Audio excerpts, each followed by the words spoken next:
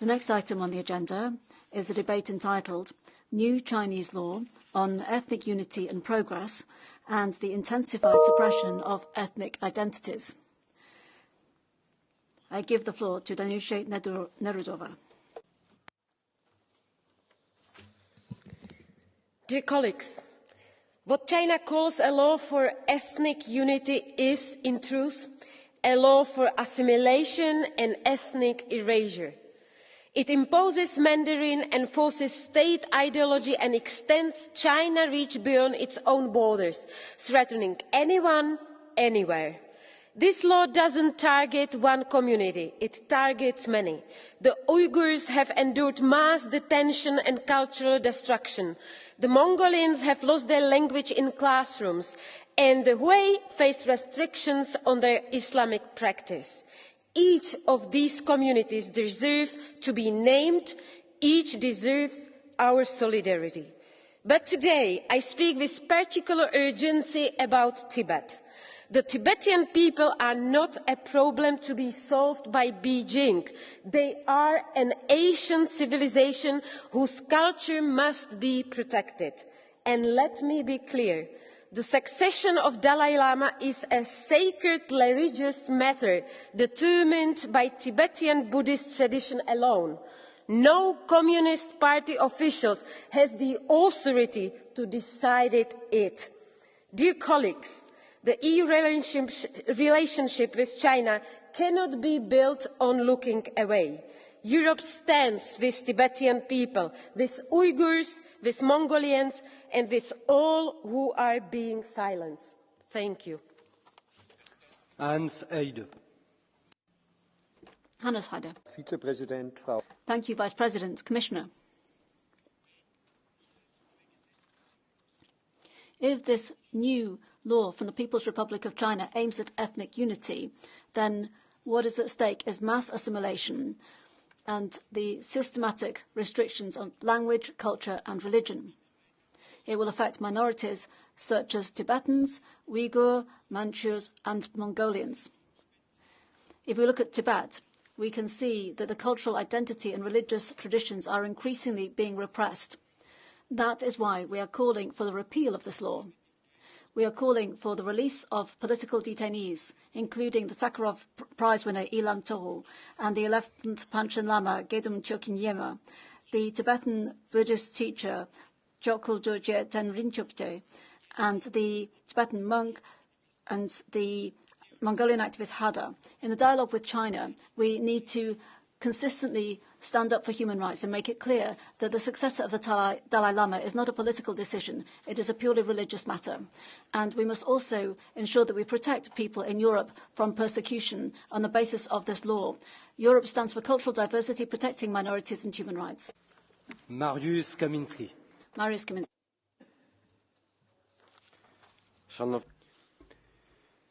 Ladies and gentlemen, the law on ethnic unity and progress is another example of a brutal violation of human rights by the communist authorities in China.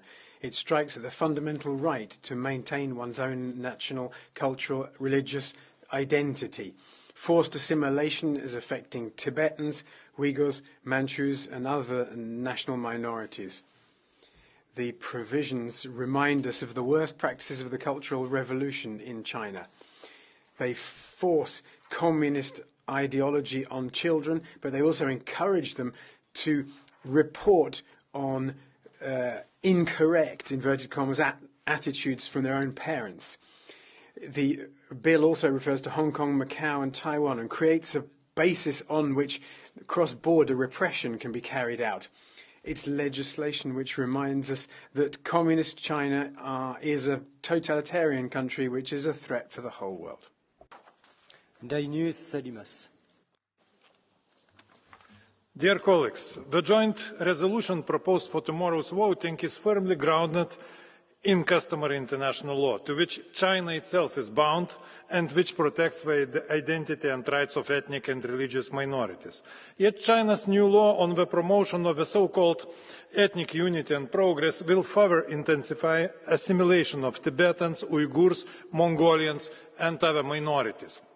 It is particularly alarming that this law claims extraterritorial reach, enabling persecution even beyond China's borders. We must be clear in our response. We urge China to repeal this law and uphold its obligations under international law. If it does not happen, we call on the Council to impose EU sanctions targeted on those responsible for drafting and implementing the new law. Our main message is that enforcement of this law has inevitably to lead to severe consequences for EU-China relations, because it follows from the Treaty on the European Union that we must promote the protection of human rights and the respect to international law in our external relations. Thank you. Catarina Vieira.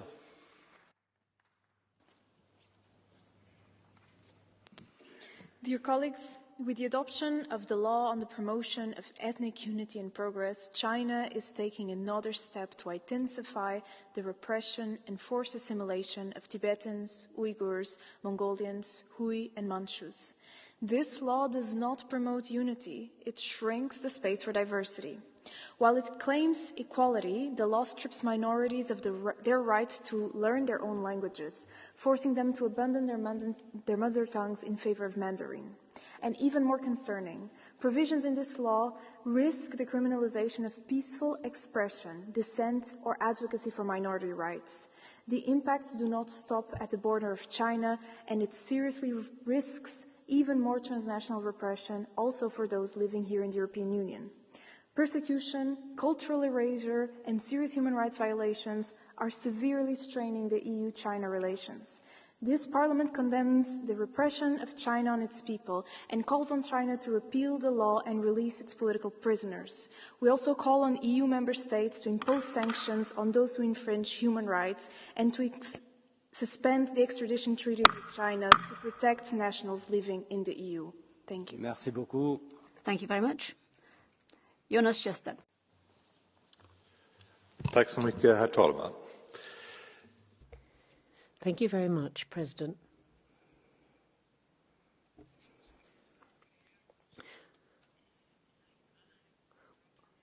We have to believe the Chinese propaganda. They say that Tibet has autonomy, but if you look at what's happening in practice, that's not the case. In Tibet, Tibetans cannot express themselves in Tibetan or use their promote their culture. There are protests because they're being obliged to speak Mandarin. But there is even worse pressure in Xinjiang. More than 1 million Uyghurs have had to be subject of assimilation. Women have been sterilized. They're trying to stifle their culture. China has to meet its obligations. Thank you, President, Commissioner, colleagues. To be very clear, the strategic compass of the European Union identifies and defines China in 3 dimensions towards the European Union: as a strategic partner, an economic competitor, and also as a systemic rival. And as everybody knows who ever had encounters with Chinese officials, the systemic rivalry is something very much disliked by our Chinese counterparts. But this very debate today and the reason for this debate shows there is a different system. There is systemic rivalry. It's just unacceptable from a European perspective to have minorities persecuted. Assimilation is unacceptable from a European perspective, also due to Europe's history, the values Europe represents. At the same time, we live in a world of more and more of confrontation, and Europe's success story is based on cooperation to the inside, and I think Europe's outreach to the world must also be one of cooperation, especially in these times where more and more world powers seek for more of confrontation. We have to be able to defend ourselves, we have to be more resilient, we have to be more independent, we have to increase our independence and our diversification of risk, especially when it comes to China. But we also have to reach out our hand for cooperation where it is possible, where reciprocity is possible. And of course, this applies also to China, because China will be around. China will be an influential factor for Europe. And if we want the best for Europe and for the world, this cooperation on a positive basis will be important. And also, if we want to change something about persecution of people, of minorities, of ethnicities, of religions within China, also the cooperation approach will provide the better leverage. Merci. Francisco Assis. Merci, Monsieur le Président. Caras e caros colegas, a Lei da Unidade Étnica. Thank you, President, ladies and gentlemen. The law on ethnic unity and progress is a law to assimilate the different minorities that exist in China. It's opening the door to an arbitrary approach. This is legislation which is typical of a totalitarian regime. Diversity is an obstacle that has to disappear. I met Tibetan diplomats, and they said they're extremely worried about what is happening. Of course, Europe has to adopt a position. We have to take a stance. And of course, it goes without saying that we have to protest against this law. There are those who think that China and the US are on an equal footing, but to them I say that is wrong. That is not possible. Frau Kommissarin. President, Commissioner, the ethnic unity law brings us once together to be dealing with China, and not in a positive way. Imagine an EU Council would decide on the ethnic unity of the EU. What would that mean for France or for Austria? What would it mean for our Basque colleagues in Spain? Ethnic unity is not something that we have good experience with in Europe, and we want to learn from our mistakes. We need to be able to make China comply with international law. Ethnic unity means no more languages, no more different cultures, and that is a problem of international law. And China has acknowledged international law and asked other countries to comply with international law. Commissioner Hajjalabi.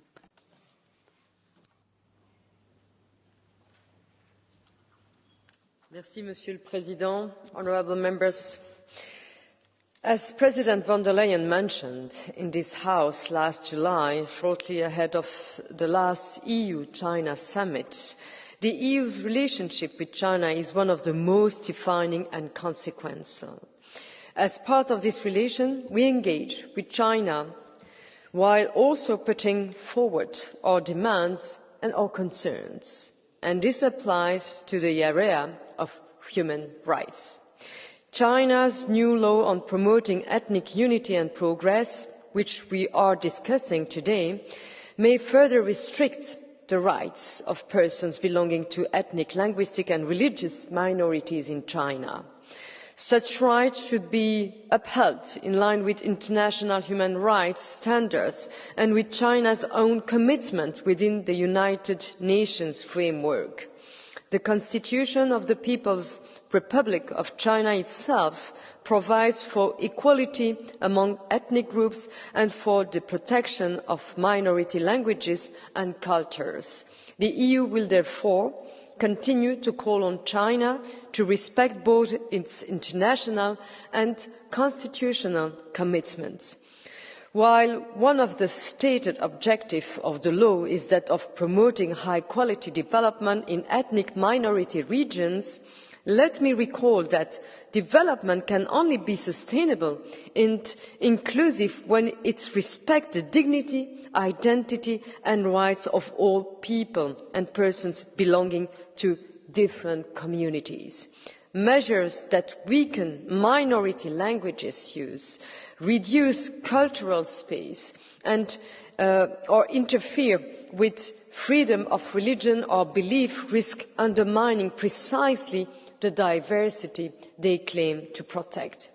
There is also serious concern about the law's potential extraterritorial implications. The EU opposes the extraterritorial application of the third country legislation in breach of international law and consistently calls on all third countries to refrain from attempts to conduct transnational repression, whether within the EU or elsewhere.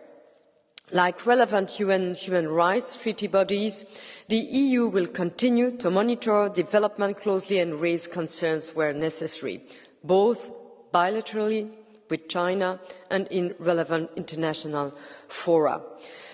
When it comes to the succession of the Dalai Lama, the EU remains of the view that the selection of religious leaders should happen without any government interference and in full respect of religious norms. This was also recalled during the 40th EU-China human rights dialogue that was held in Brussels on 13 June 2025. On Tibet, the EU remains gravely concerned by the human rights situation there, including restrictions on freedom of religion or belief, the preservation of cultural identity and the rights of religious communities to manage their affairs without interference and to freely choose their religious leader. And we will continue to call for credible information on the whereabouts and well-being of the 11th Panchen Lama. Rest assured that the EU will continue to urge China to take concrete steps to address concerns relating to human rights, cultural, linguistic and religious rights and respect for international law, including at the highest political level during EU-China summits, other high-level meetings and the EU-China human rights dialogue. Thank you. Le débat est clos. J'ai reçu That closes the debate. I've received 6 draft resolutions and the vote will take place tomorrow.